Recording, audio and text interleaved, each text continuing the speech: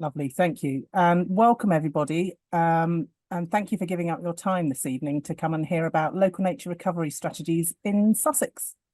My name's Kate Cole and I'm the County Ecologist for East Sussex County Council. And I'm leading on the local nature recovery strategy that covers East Sussex and Brighton and Hove. But I'm not here alone. Also here we have Don Baker from West Sussex County Council. So Don's leading on the strategy that covers West Sussex. Also, we have Julie Middleton from the Sussex Nature Partnership. We have Lindsay Neal and Grace Olson from Natural England. Lindsay, Grace and Julie are supporting Don and myself in developing these local nature recovery strategies. And then last but by no means least, we have Rob and Diana Allcroft from Way Forward, who are supporting us with the technical aspects of this webinar. So what we're going to do this evening is we'll start off with a presentation. It'll probably take about 25 minutes, tell you about what local nature recovery strategies are, why we need them, what the process is that we have to follow, what they will do, what they won't do, a bit about our engagement process and how you can get involved. And then we want to leave plenty of time at the end for questions and answers. So I'm going to give the presentation, but when we get to the Q&A section at the end, Don, Julie, Grace and Lindsay will join me, so you'll have the opportunity to talk to some of the other members of the team as well. Just a little bit about housekeeping. If you have any technical issues, if you have a trouble hearing or seeing, if you want to put that in the chat, and Rob and Di will do their best to help you in the background. If you have any questions to ask about strategies or to ask the panelists, please use the Q&A button. You can ask questions anonymously if you want to, and you should be able to see other people's questions as well. And you can, if you think, oh, that's something I wanted to ask, or that's a good question, you can give them a little thumbs up and that will shift them up the list, if you like, make them a more important question. We'll get through as many of the questions as we can this evening. If there's any that we can't get to or we just can't answer, we will take them away and we'll come up with answers to them and we'll post those on the website. We're recording the webinar, so we'll also upload a recording onto the website, and we will be sending these slides around after this presentation and putting them on the website. So there are links in here to the website and to the surveys, so you will be able to access those through the slides. So firstly, about you. So this webinar is for all of you who are active in nature recovery across Sussex. So we've got lots of people here. We've got representatives from community groups, local organisations, people like the Wildlife Trust and the RSPB, Woodland Trust. We've got partnerships, local councils and ecological recording groups.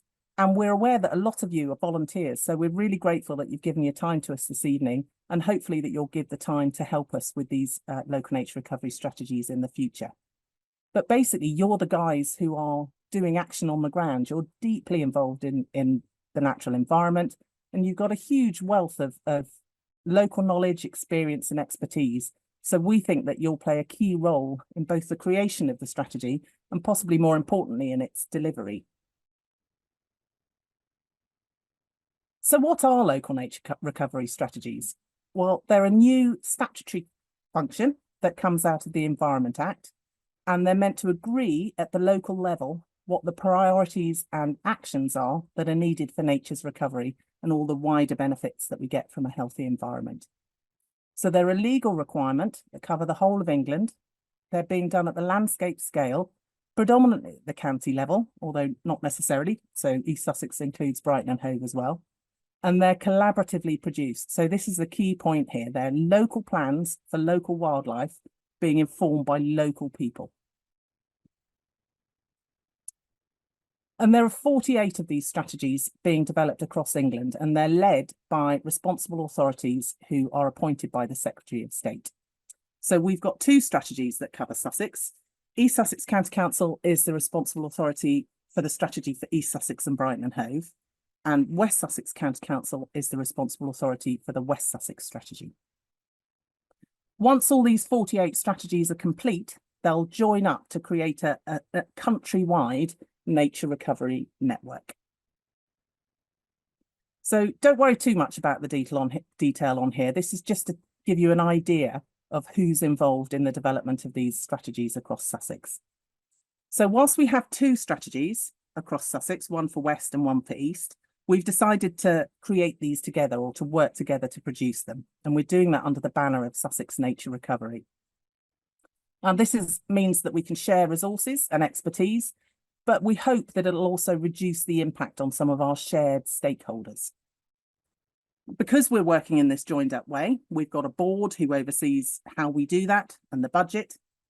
And helping us, we've got a working group. So on that working group, we've got representatives of all the key sectors and the key stakeholders in nature conservation.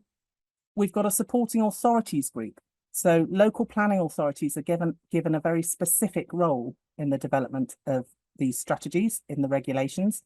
So we have a group that includes all of those. We're working closely with our neighbours in Surrey, Hampshire and Kent, so we can align with those cross-border issues. And then we have a technical review panel. So this is a panel of a few local experts who are going to peer review the baseline information for us, make sure that we haven't missed anything and we're covering bases. So whilst it's the Environment Act that sets the responsibility, if you like, for producing a local nature recovery strategy, there is secondary legislation and statutory guidance which tells us exactly what a local nature recovery strategy should include and what the process is that we have to follow. And then alongside that, there's a whole raft of non-statutory guidance that covers things like species recovery and data standards. And then there are a few bits of guidance that that's still to come. So why do we need these strategies? Well, we know that we're in a biodiversity crisis at the moment. 1 in 6 species is at risk of being lost from Great Britain. We've seen something like a 55% decline in farmland birds, and we're officially one of the most nature depleted countries in the world. So we need to work together locally to identify how and agree where we should act for nature's recovery. So a bit about the process. This diagram up on the right is from the statutory guidance, and this sets out that there's a step-by-step process to the production of a local nature recovery strategy. And the strategy itself is formed of 2 parts. There's a local habitat map and a statement of biodiversity priorities, and those 2 together form the local nature recovery strategy. So we have to map the existing areas that are valuable for nature. Then we want to gather the environmental issues that are most important to local people. Together, we can agree the priorities for nature recovery, and then we can take that information, map the proposals for creating or improving habitats and species and delivering those wider environmental benefits. And then once in place, these strategies will be reviewed at sort of 3 to 10 year intervals. So along the bottom, you can see that step 2 is missing. That's because step 2 relates to the review. And is this our first one? We haven't got there yet. So steps 1 and 3 are really about developing that baseline evidence. What do we already know? Step 4, that's where we really want to talk to you. So that's about agreeing what the priorities are, coming up with a long list, whittling that down to a short list, and thinking about what the measures are, what the actions are that could deliver those priorities. We can use all that information to then map the areas of potential importance, and then that gives us our final local nature recovery strategy, the statement of priorities and the local habitat map. Just going to talk briefly about a couple of the definitions that are used within the regulations and guidance. And the first is priorities. So these are the habitats and species that the strategies need to focus on. So for example, a priority for Sussex might be increasing our populations of starlings or connecting and enhancing our woodland. And the way we're going to develop this list of priorities is, well, there's a number of ways that we can do it. There's partly the ecological evidence. What do we know that's important in Sussex? There's a lot of thinking that's already been done on that. So we've been reviewing all the plans and strategies across Sussex, everywhere from sort of local plans down to neighbourhood plans. We want to hear from local people, what's important to them in terms of nature and nature recovery. And from you in particular, those community groups, those working in nature recovery, do you have priorities for nature recovery?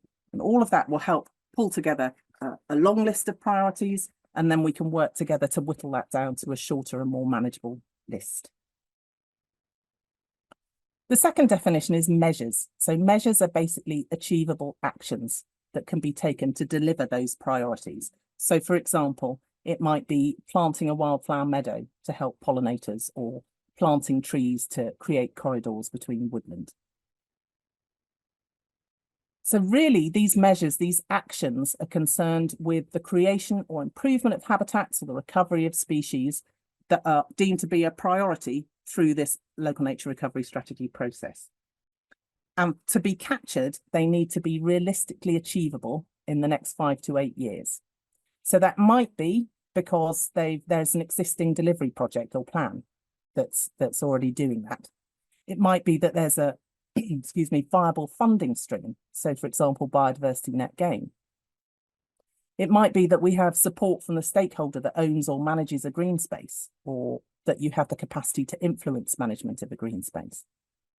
Or it might be that there's sufficient local support and appetite for the above to be likely.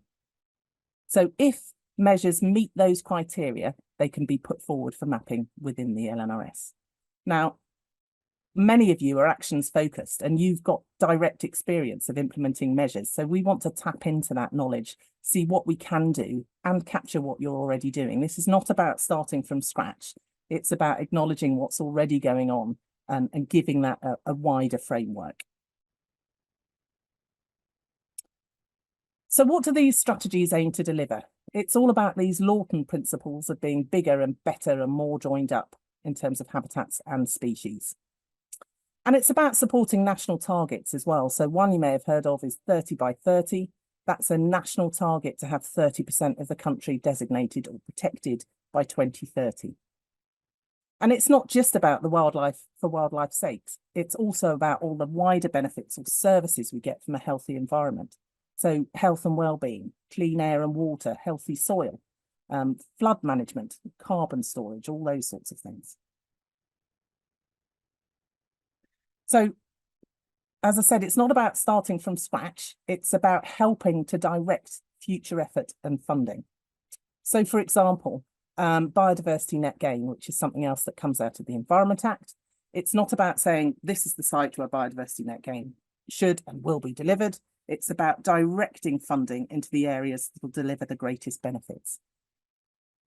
ELMS, these are the environmental land management schemes. It's about playing a role in guiding the funding through those schemes.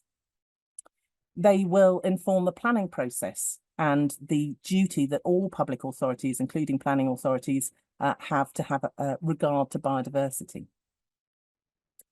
Nature-based solutions, so that's things like using natural habitats to store carbon, for example. It will inform their delivery, so that will help direct funding from the private sector. So a lot of it's about aiding collaboration. It's about helping the public, private and voluntary sectors work better together for nature's recovery and focus that sort of collective effort. So it's about getting the right things done in the best areas. So why would you want to get involved? Well, we really want to acknowledge what you already do. We want to acknowledge your existing contribution and plans. And these maps on the left here, just all these pins are just some of the little pockets of energy that are already going on in Sussex. We want to help you if we can provide a steer on where to target local action, where it'll have the greatest picture, greatest impact, but also show how what you're doing at the local level fits into that bigger picture and makes a much bigger impact. We hope that it'll help point to future opportunities for funding and collaboration.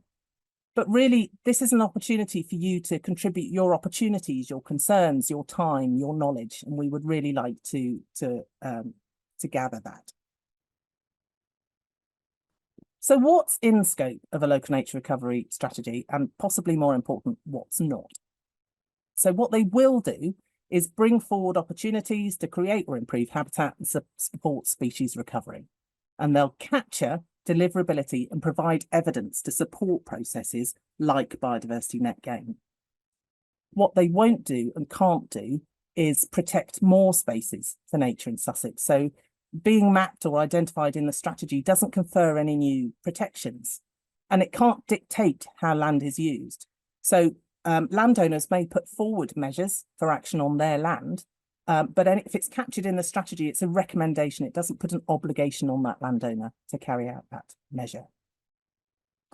We can use them to flag pressures on nature. So, for example, pollution in rivers, but they can't necessarily deal with the source if that source is covered by other regulatory frameworks, sewage, things like that.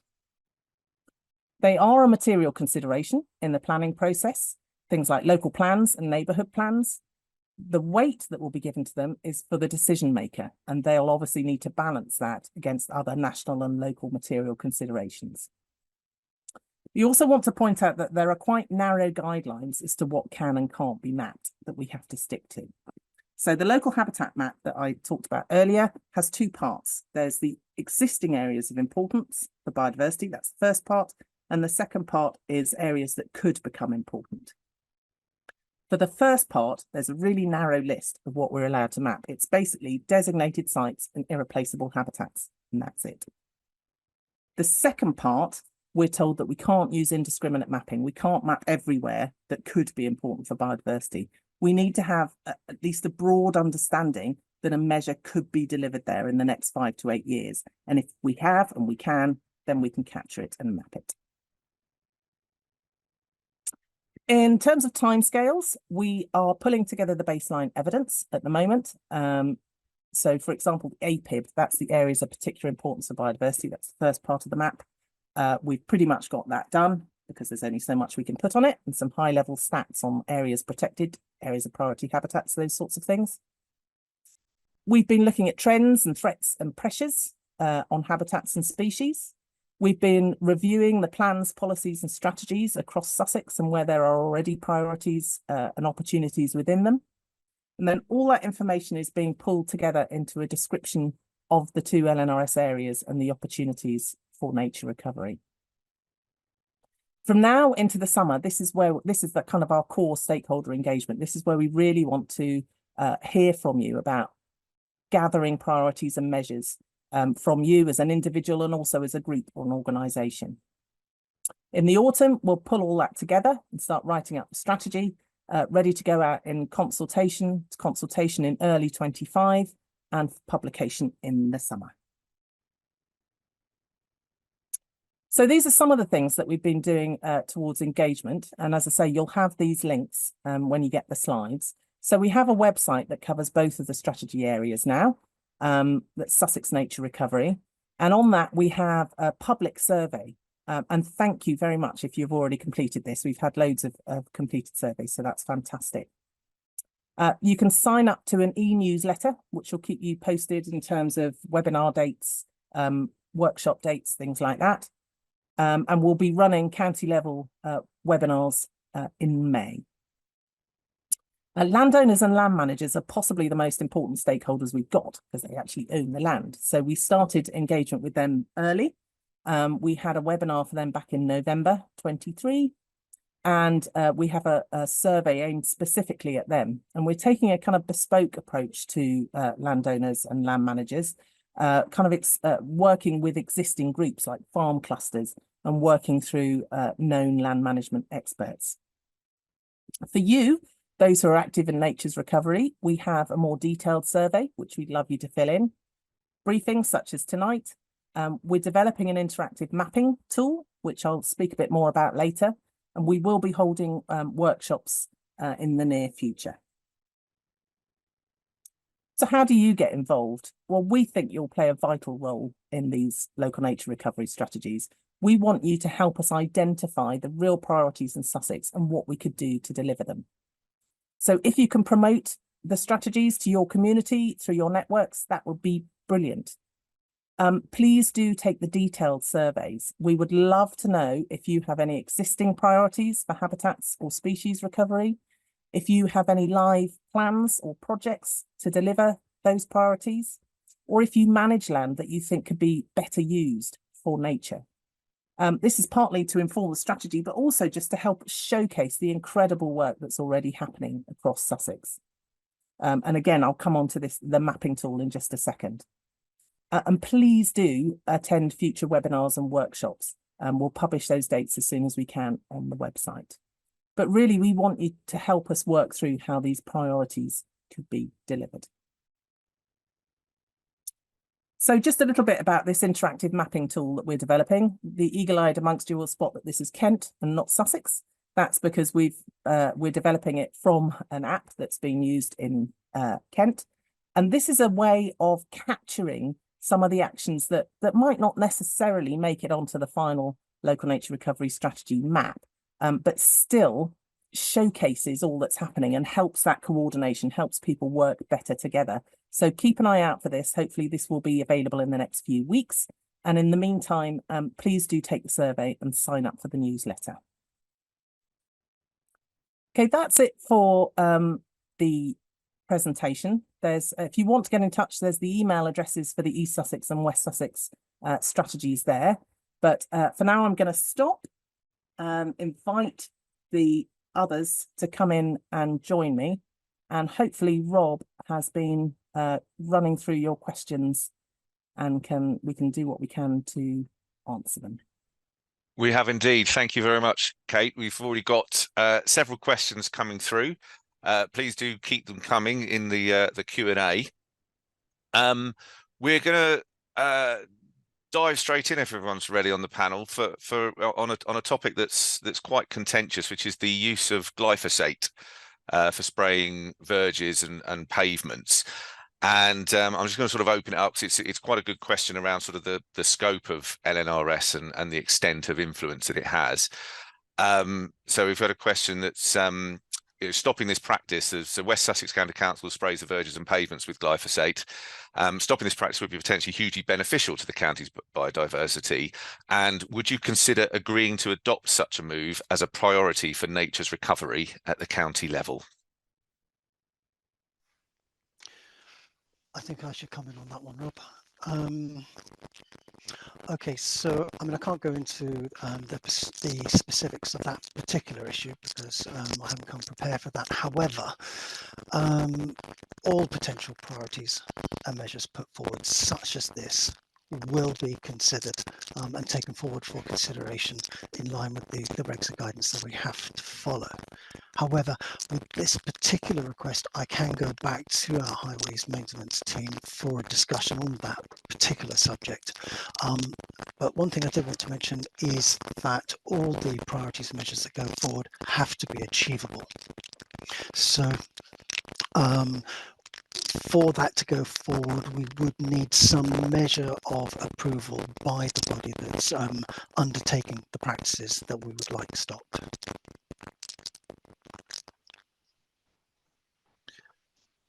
Great, thank you, Don. Kate, did you want to? Yeah, partly I was going to say, Don, you're a bit crackly, so I don't know if there's something you can do about that. But just to echo that, I suspect how the priorities might be to, I don't know, better manage our road verges for pollinators or something like that. That might be the priority, and then we'll have to think about the measures to implement that. And even if we can't specifically target it through the strategy, I think that through this wider duty that all planning authorities and all public bodies have for biodiversity, that there are other ways that we can address that. And certainly from East Sussex's point of view, we are looking at our use of glyphosate and whether we can. I think we already do minimise it as much as we can. So, yeah. Great, thank you very much. We're going to move on to the question of budgets now. And we've got a question of can you give us an idea what the budget for the East Sussex County Council Brighton Hove LNRS is or is likely to be? And then there's also a question connected to budget, which is from a project manager at Bexhill Town Council. Does Bexhill Council have to fund our strategy, or do we need to look at grants or crowdfunding? Do you want me to start with that one? Yeah, go on. You're much better at this than I.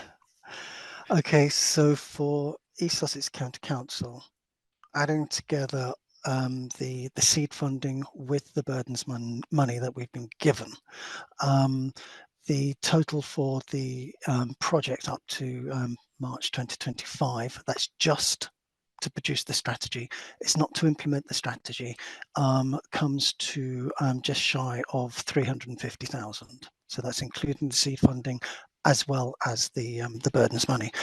For West Sussex, that's a bit less. We have 304,000. For implementation of that the LNRS, that's to come. So at the moment, DEFRA are working up a bid put in to the next spending review, which is the back end of March 2025, and that they hope will provide the resources to implement at least some of the local nature recovery strategy going forward. What shape that's going to come in, we've no idea. It's still to be confirmed. It could be in the form of grants, or it could all go to the responsible authority. We're just going to have to watch that space on that one. As for Bexhill and other areas, there is no legal mechanism acting on you to produce your own strategy at this more local level, or even to deliver anything within the strategy. All of the two strategies that have been produced are at that sort of upper tier level, at the county level for West Sussex, and the Brighton and Hove with East Sussex County Council at that level, not acting at the more local level. Great. Thank you, Don. And we're going to stay with the subject of pressures on planning. So again, it may be one for you to speak to here, Don. And there's obviously a key issue, which is around building new houses, and councils are under pressure by the need for affordable homes. And the counter to this seems to be public opinion. So is education and communication with sort of groups that are perhaps not currently engaged in working with nature, is that a part of the LNRS? Well, again, the LNRS is this particular aspect of the LNRS, and what we're here for today is to begin that process of collecting up these potential priorities and measures. So yes, it can do that. It is possible for it to do that. And what we will do is to collect that specific one right here and right now, and add that into the pot of priorities, potential priorities and measures going forward. As with the previous one, we'll on glyphosate, we will take that forward and see what can be done with it. Can I just come in on that as well? Something that the regulations and guidance is very clear about is that this has to be collaboratively produced, and that we should go beyond the usual suspects. So it's not a case of just the normal beardy people sitting in a group and talking about nature conservation. It's about trying to get everybody involved. And that's why we're working with Way Forward, who are stakeholder engagement experts. You know, how do we speak to these people who aren't necessarily normally involved in nature conservation? So they're sort of helping us to think about, you know, how do we work with youth groups or religious groups, or, you know, as I say, going beyond the usual suspects. So that's why we're working with Way Forward. Can I add something just as well on that point about education and awareness? I think what we're all hoping is that these local nature recovery strategies are the first time ever there'll be a sort of county-wide vision and set of priorities, and a really good set of evidence collated at the county scale for every county in England about what is the nature we have in Sussex, what are the threats and pressures to it, what's important, so that actually they will become hopefully very important and useful documents for helping to raise awareness locally just about what we have in the county, what's under pressure, what's under threat, and it will be something everyone will be able to go to say, look, it says here. This is how much of this habitat we have. This is a threat to it. So we're hoping they really will become useful documents. And it is the intention that they're written in a way that is accessible for people to read and use, and that they will be on a website and everyone will be able to access. So I think hopefully for everyone involved in this whole sector, it'll be a really important resource for that perspective. Great, thanks, Julie. So a quick question now about designated sites, and there's a question from a small local group wanting to protect a corridor of ancient woodland, which is crossed by a dismantled railway corridor. It's very rich in wildlife, but no current recognition or designation. Is there a way to seek to get this area recognised as important for nature and recovery and conservation? So, and sort of what's the connection between LNRS and the designation? I can have a go at starting that one if you like. Thanks, Kate. So there's a couple of things here. One, if it's ancient woodland, then it receives some level of protection because it's what's classed as an irreplaceable habitat. And in terms of what we're allowed to map, so it's already protected quite strongly through planning policy.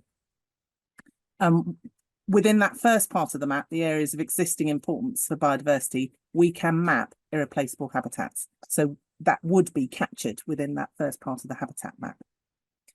If, in terms of other designations, this is where it gets a bit more tricky. We do have local wildlife sites, and we have a local wildlife site initiative across Sussex. So there could be the potential, if it's not already a local wildlife site, that it could be designated as that. But that's quite a long and laborious process. It can take about 1.5 years to go through the whole process of gaining access and surveying and going through the technical panel and all that sort of thing, and then getting adopted. And it also, there's a lot of work that takes a lot of work, and the local wildlife site initiative is quite tight on resources and capacity at the moment. So we are looking at how we can do that, how we can sort of pull together a list of potential new sites. But it comes back to the fact that the strategy is not about, it's not about adding protection. It's not about adding designations, but that doesn't mean that there might be some areas that we do need to look at that. Does anybody want to add to that at all?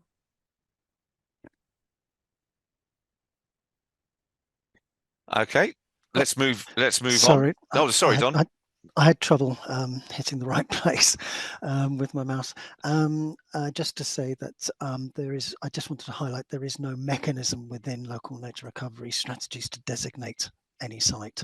It could become better through the actions of local nature recovery strategy. A site could become improved such that it fits the criteria, but the designation process is a different mechanism, and that's not connected with the local nature recovery strategies.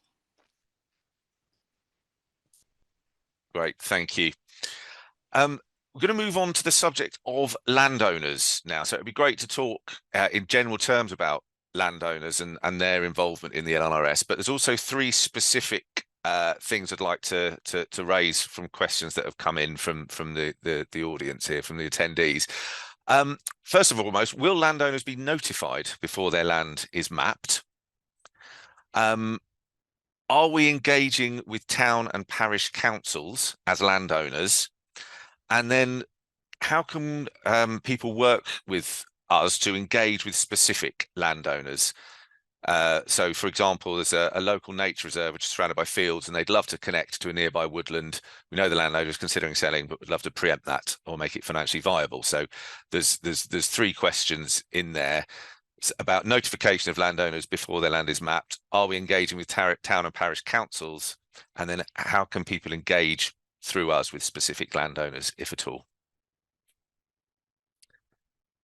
Who'd like to come in on the mapping, first of all? The mapping, that's oh crikey, that's a question and a half, isn't it? We hope that we would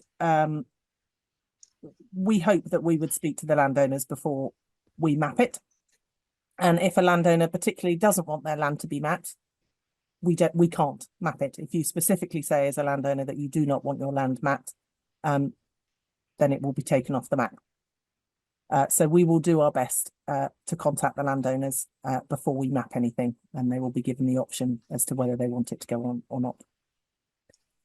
In terms of parish and town councils, yes, we ran a webinar. When did we run it? A couple of weeks ago, that was aimed at parish and town councillors. So that was a similar kind of briefing to this. The recording of that is available on the website. So, if you haven't already seen it, or you would like to show it to your parish or town councillor, then please do.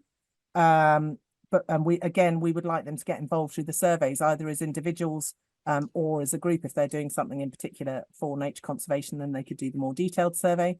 And I've completely forgotten what the third question was. I do apologise. Quite all right, no problem at all. How can people work with you to engage with specific landowners, if at all, through the nature recovery strategy? Don, do you want to have a go? Hang on. Yes, sorry, just checking I wasn't on mute. Through the nature recovery strategy, the only mechanism is really to highlight what your priorities and measures would be. I don't think we can get into that place where we would interface between your wants and a particular landowner. We're just not resourced for that. That would be a huge ask across such a large area. So at this stage, it's understanding what you would like to see done within your locale or beyond, and then ensuring that that is translated and mapped accordingly. But no, we couldn't start talking to landowners in that way. At least I don't think we can. Lindsay, Grace, is there anything more to add to that? Sorry, I couldn't come off mute then. No, I think you've covered it really well, and I think the point is that the local nature recovery strategies are meant to be, you know, a collaborative process. So there will be workshops and things where we're talking to people about the sort of activities we want to happen and where. So there might be things highlighted there that are links that you could make. But yeah, I think everything else has been covered. Thanks. Great, thanks everyone. So a question here, quite an interesting one about light pollution. Can anything be done about dark skies being included in LNRS, given the impacts of light pollution on wildlife? I'm happy to start with that one. Yes, again, it's one of those measures to improve biodiversity in the area. The impact of light is well documented. So yeah, that is one that can be taken forward. Great. And I think that might be through. So, for example, the national park already has a dark skies policy, and it may be, if it's identified as a priority, then that's, I guess, the strategy would be advocating to the supporting authorities through their local plan process that they should be looking at similar policies. Great, thank you. So we're going to move on to the subject of allotments now. Do you see allotment sites as being part of the LNRS? There's an interesting comment here. It's quite an important resource for nature education for people living in the city. This is someone with a community allotment in Hove, or working on a community allotment in Hove. So people in the city with little or no access to other green spaces. Do we see allotment sites as being part of the LNRS? I'm hoping Julie will come in on this one. Thanks, Kate. So it's really interesting, isn't it? Thinking about what does a nature recovery strategy look like in an urban area, which is something we've been scratching our heads about, because really, I think sometimes we get really hung up on this has got everything to do with these habitats in the countryside. But this is a really important part of this whole discussion, which is what are the green spaces and the places near you where there's stuff going on that you think could be included in a local nature recovery strategy. So we do want to hear from people who are thinking about trying to do new things and maybe have some access to funding, or potentially just community people interested in doing things. One of the ways we're trying to start that process is by reviewing all the various relevant plans and strategies that have been written across the whole of West Sussex, East Sussex and Brighton and Hove that include what are called green infrastructure strategies. So these are the documents produced by your local plan that identify green infrastructure. That's these important multifunctional green spaces, could be parks, could be cemeteries, could be allotments, and identifying where they are, who owns them, and what the sort of plans are for their future. And we're trying to incorporate that kind of information into these strategies. And we've had a look at all the neighbourhood plans that have been made in Sussex as well, to find out where local green space designations can play a role. So absolutely, these local green spaces are of real importance, particularly where there might be ideas within the community about nature-based projects or nature-y sort of projects that you want to deliver. And I did see a few comments as well in the chat about, you know, how can local green groups be facilitated in that. This is really hard. We know that you're there. We know that there are lots of groups that exist and are running on very, very few resources. So this is something we're going to get our heads around.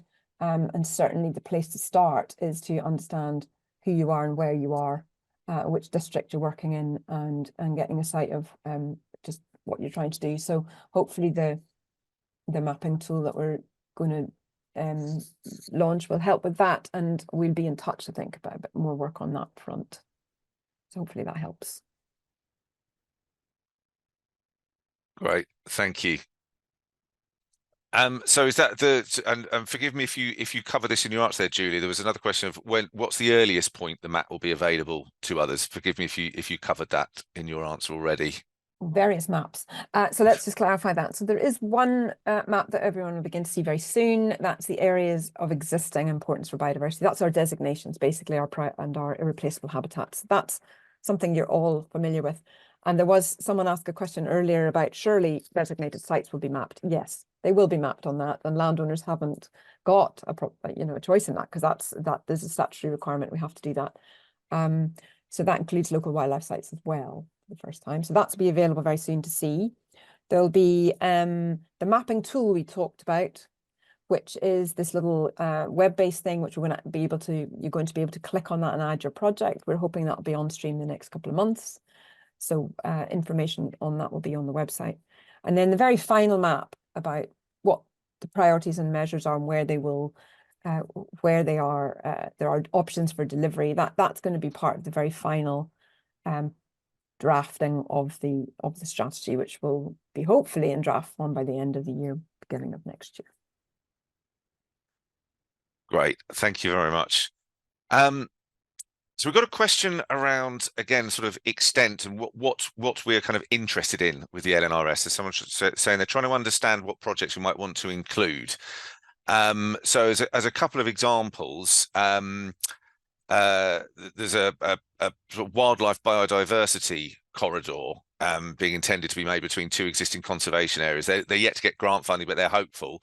Do you want to know about this? And similarly, does tree planting to mitigate climate change fit into the LNRS?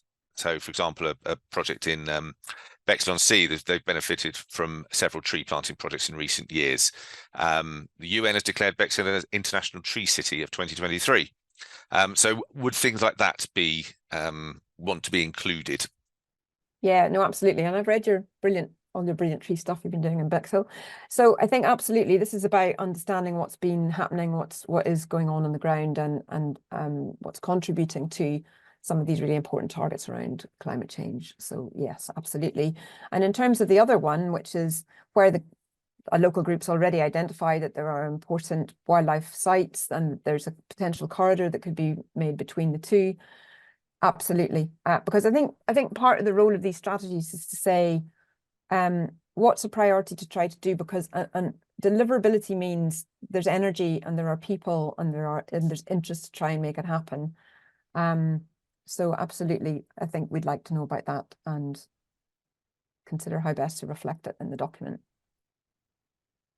Yeah, and just to add a little bit about the scope as well, if it helps. So the priorities and the measures that Kate was talking about in the presentation, they do tend to be things like habitats and species. So that will be quite prominent in the LNRSs, but we might also bring in things that can reduce pressures. So we might talk about deer management potentially, but just to give you an idea about the sort of scope of priorities and measures as well, and nature-based solutions. Great, thank you very much. Question around how LNRS links to other initiatives. There's a question from a resident of Henfield who wonders how this project fits in with other projects in the area, such as Wilder Horsham, Wheel to Waves, Arran and Ada, or Ada and Arran rather, restoration project. So how does the LNRS link to other initiatives like those? Do you want me to take that one, Kate? Well, I mean, we're really fortunate in Sussex. There's an absolute embarrassment of riches when it comes to initiatives and big geographical projects.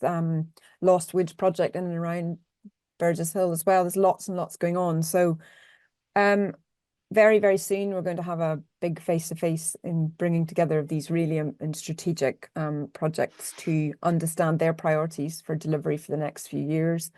And absolutely, there's no question that the LNRS will have to support what they are trying to achieve in the next 5 years also.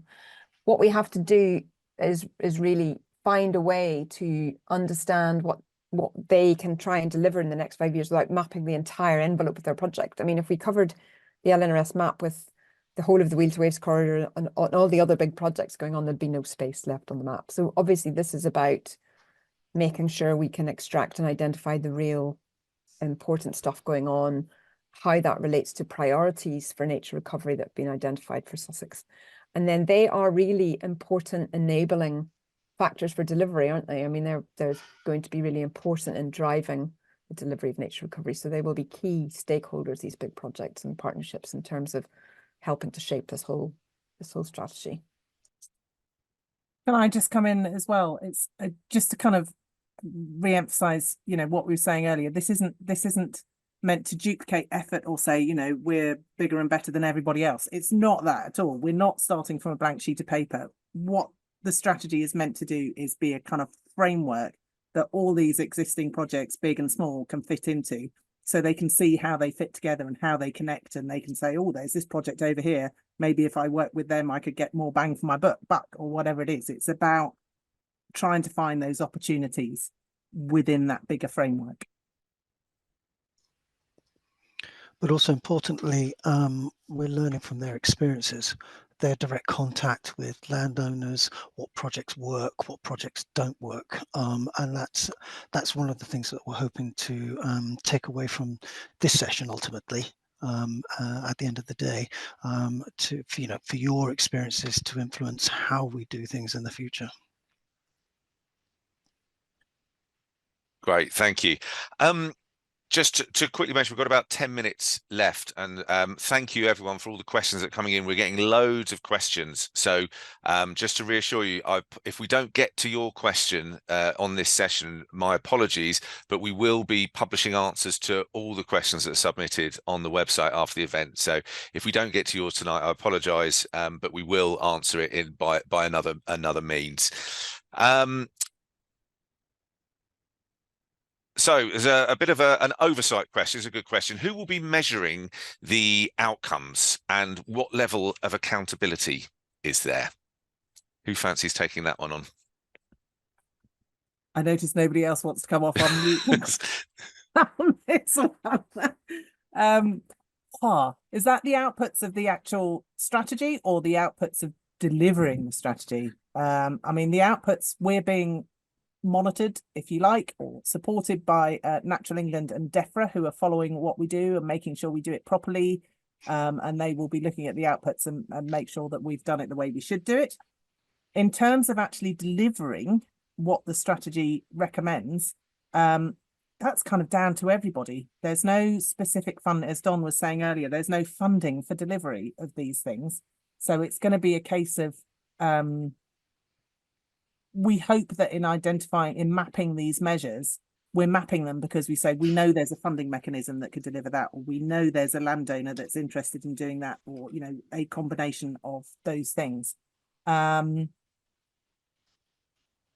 we will have to review these strategies at a as yet unspecified time, between 3 and 10 years.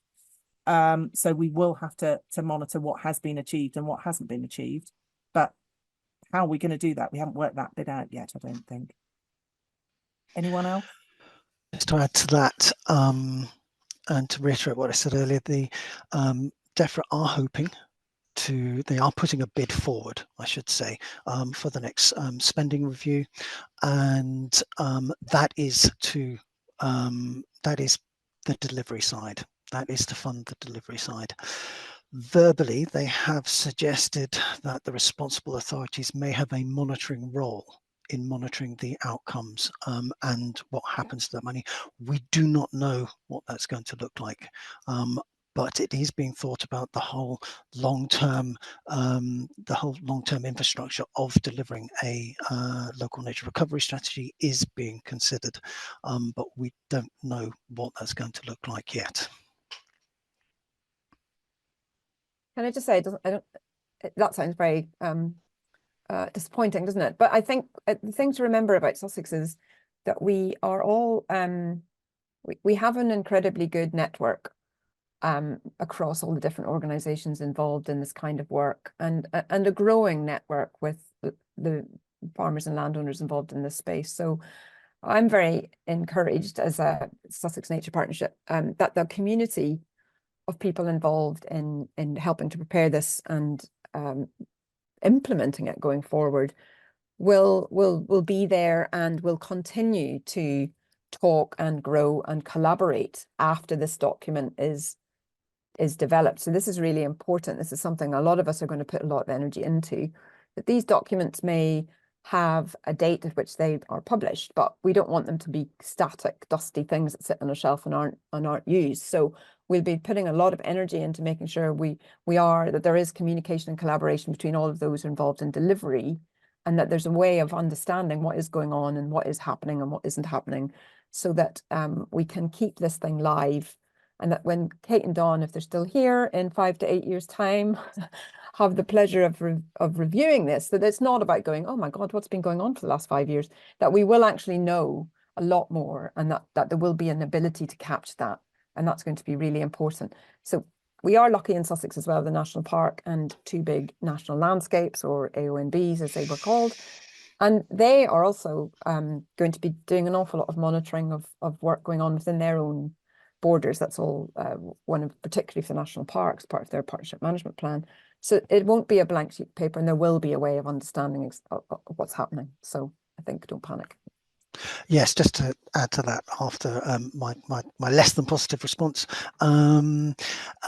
despite the restrictions that we are working within, we are looking at the infrastructure going forward having a dual purpose. And so an example of that is the app that Julie was talking about earlier, that's collecting projects. That's not just for the delivery of the local nature recovery strategy, the actual production of it, but also going forward highlighting where projects are and giving the opportunities for collaboration and all of those additional benefits.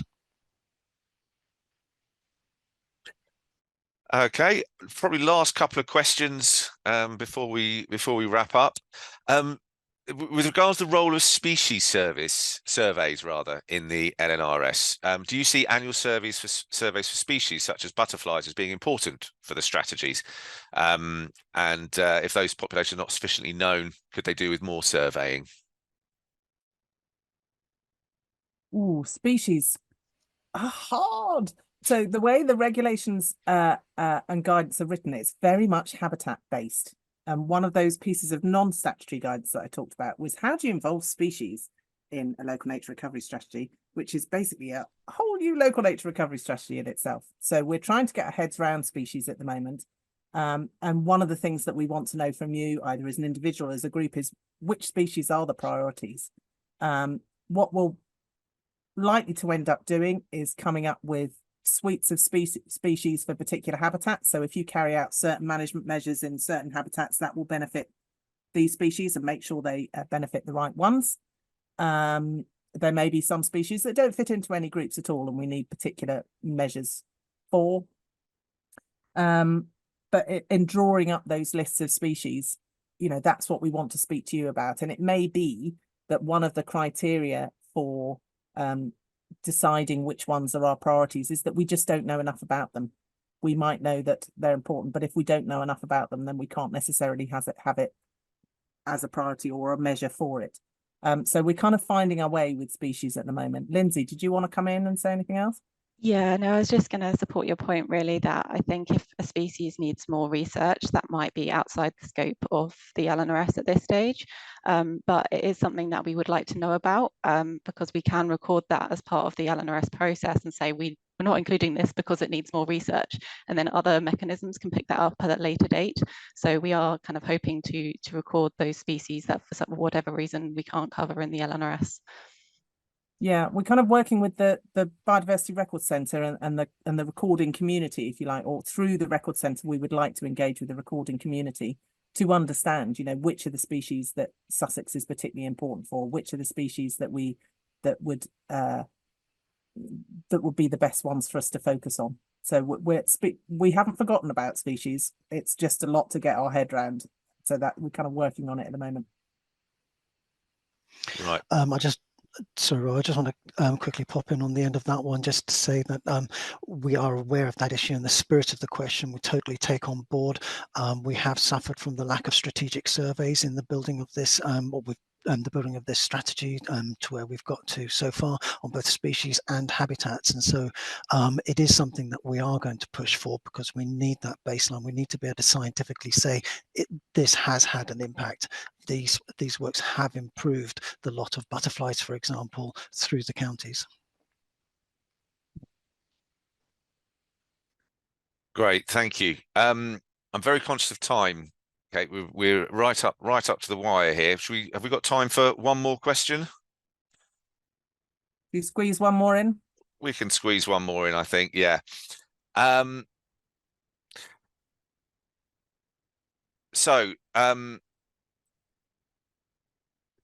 Just one quick one then, probably on the role of the South Downs National Park Authority. It's a very substantial area of land. Obviously, substantial areas of land have been purchased by public and charitable bodies. So how is sort of the ownership of the land and the role and the contribution of the South Downs National Park Authority within the LNRS? Well, they're key partners in many ways. So the National Park Authority is a planning authority. So they are a supporting authority. They're given a very specific role through the regulations. So we're working very closely to bring them along with us in the process.